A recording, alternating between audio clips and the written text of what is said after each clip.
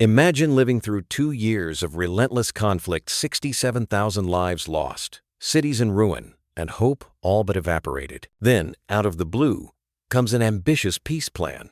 Not just any plan, but Trump's 20-point proposal, aiming to end the Gaza war. Why does this particular proposal matter? And what makes it different from the failed ceasefires before? Let's break it down. First, context. The war began with the 7th of October 2023. Hamas attacks over 1,100 killed, 251 hostages taken. Israel's response was overwhelming, and with each failed truce, distrust grew. Now you might be thinking, why should we believe this plan will work? Because it's phased, measurable, and crucially, it's got buy-in from almost every major player, even if reluctantly. Here's the setup. Immediate ceasefire, hostages for prisoners exchanges, followed by international oversight and billions in reconstruction aid. The conflict? Hamas's initial refusal to demilitarize and Israel's skepticism of Palestinian self-rule. The potential resolution? A new governance model under a board of peace, with global monitoring and investment to create not just peace, but the foundation for a future Palestinian state. Let me tell you a story. In early October 2025, as Phase 1 kicked in, aid trucks rolled in 600 a day, water stations restarted, and, for the first time in years, families in Gaza stayed up late, not for fear of bombs, but to see if the ceasefire held. That's the power of a concrete, step-by-step plan. Think of it like launching a high-stakes startup in a volatile market. But will this blueprint survive the political crossfire and the scars of war? That's the question at the core of today's episode, and it's what we'll unpack, step by step, as we analyze this proposal like a business project, not just a peace treaty.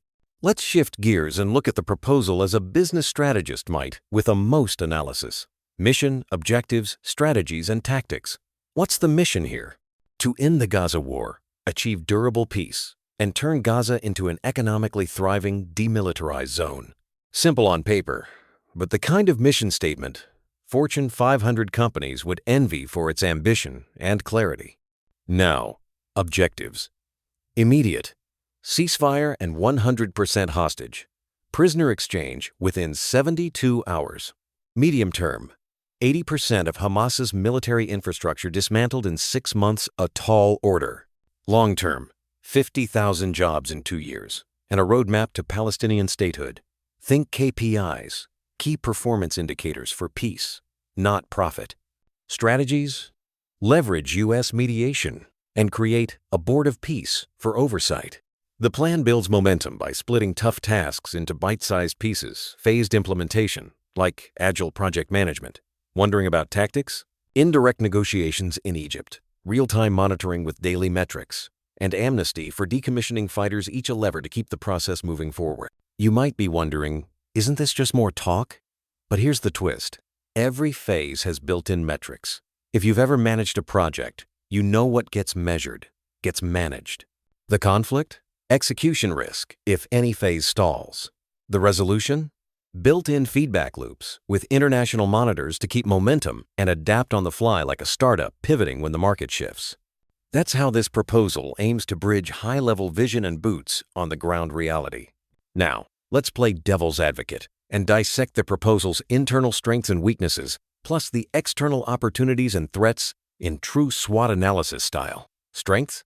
Trump's personal involvement brings global attention and a sense of urgency.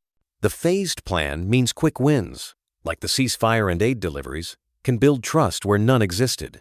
Humanitarian focus addresses famine and fosters goodwill, a classic soft power tactic.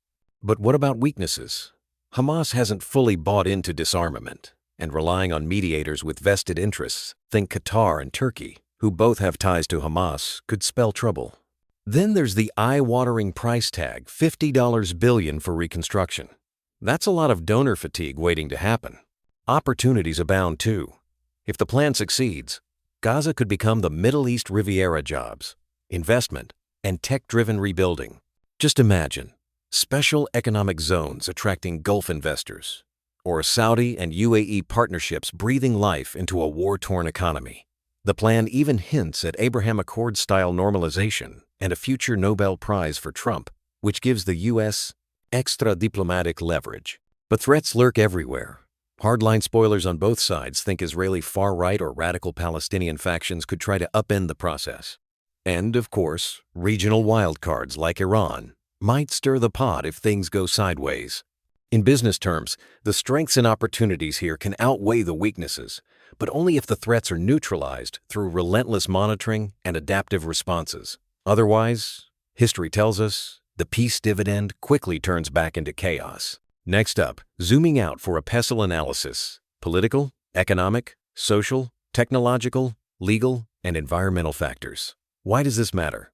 Because even the best-laid plans can sink if they ignore the world around them. Let's walk through the setup, conflict, and solution, one dimension at a time. Politically, the U.S.-Israel axis is ironclad, and global endorsements from the EU to the Arab League add legitimacy.